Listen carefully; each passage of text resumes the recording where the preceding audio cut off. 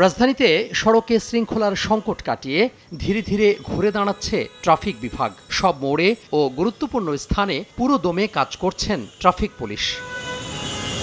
বুধবার কর্মদিবসে বেলা বাড়ার সাথে সাথে বাড়তে থাকে যানবাহনের চাপ। যানজটে নাকাল না হলেও বাইরে বের হওয়াদের থামতে হয় প্রতিটি সিগন্যালে। এদিন বেশ নির্বিঘ্নে দায়িত্ব পালন করেছেন ট্রাফিক পুলিশের সদস্যরা।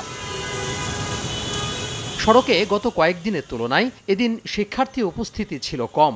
ট্রাফিক পুলিশের সহযোগিতায় দায়িত্ব পালন করেছেন রেড ক্রিসেন্ট সোসাইটি সহ অন্যান্য সংগঠনের সদস্যরা। শুরুর দিকে আমরা 19টা স্পট নিয়ে কাজ শুরু করছিলাম, তো আস্তে আস্তে প্রয়োজন মোতাবেক এখন আমরা কমায় নিয়ে আসছি এগুলো। শুধু ভার্সিটির স্টুডেন্টদের এখানে পারমিশন দেওয়া হয়েছে, তো আমাদের পাশাপাশি কিছু ভার্সিটির স্টুডেন্টরা এখনো কাজ করছে। যেহেতু আমরা স্টুডেন্ট, আমরা সারা জীবন বসে থাকতে পারবো না। আমরা চাইবো ট্রাফিকদের সহযোগিতা এবং পুলিশরা যাতে খুব দ্রুত নেমে আসে। শিক্ষা প্রতিষ্ঠান যত তাড়াতাড়ি খুলে দিবে আমরাও আস্তে আস্তে আমাদের মতো বাড়ি ফিরে যাব। এবং এখন আমরা আছি হলো আমাদের যে ট্রাফিক পুলিশ যারা আছেন তাদেরকে আমরা হেল্প করার জন্য।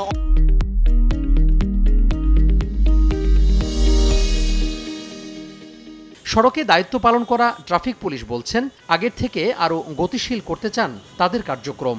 আমরা এখন পর্যন্ত কোনো বাধার সম্মুখীন হয়নি। সবাই আমাদের বেশ স্বাচ্ছন্দ্যে গ্রহণ করছে, সবাই আমাদের ওয়েলকাম করছে। আমরাও আমাদের সর্বোচ্চ দিয়ে আমরা ট্রাফিক যেভাবে আমরা সেবা দিয়ে থাকি আগে থেকে, তার থেকে আরও বেটার সেবা দেওয়ার জন্য আমরা সবসময় নিয়োজিত আছি। গত 5 আগস্ট থেকে 11 আগস্ট পর্যন্ত নিরাপত্তার কারণে সড়কে ডিএমপির ট্রাফিক বিভাগের দৃশ্যমান কার্যক্রম দেখা যায়নি। তোহা খান তামিম, সময় সংবাদ, ঢাকা।